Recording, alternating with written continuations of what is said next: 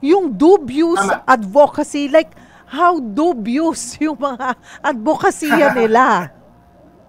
Magandang tanong yan.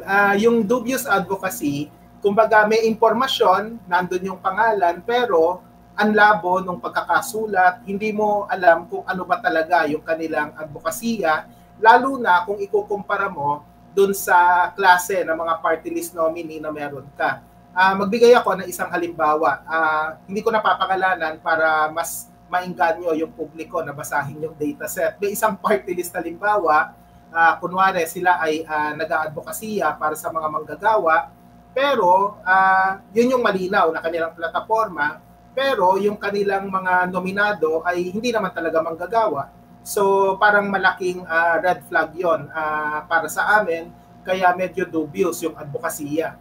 Siguro, Cheryl, kailangan ko lang banggitin, may cases of multiple flagging.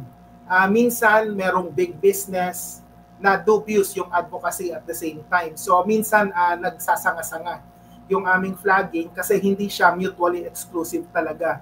Minsan may political dynasty na tapos sinaluan pa ng malalaking negosyante.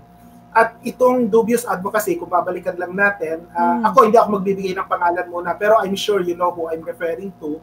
Parang pinangalan nila yung party list group sa isang sikat na teleserye sa kasalukuyan, pero hanggang dun lang yon. Parang hindi mo alam kung ano ba yung kanilang pinaglalaban outside of the catchy name that they have. O kaya yung isa pa na nangunguna sa survey ngayon, programa ng isang government agency na inappropriate nila yung pangalan ng programa para sa kanilang interest, para kapag iboboto mo itong ganitong party list group, akala mo mabibigyan ka ng ayuda ng gobyerno. So meron din ganong dubiousness.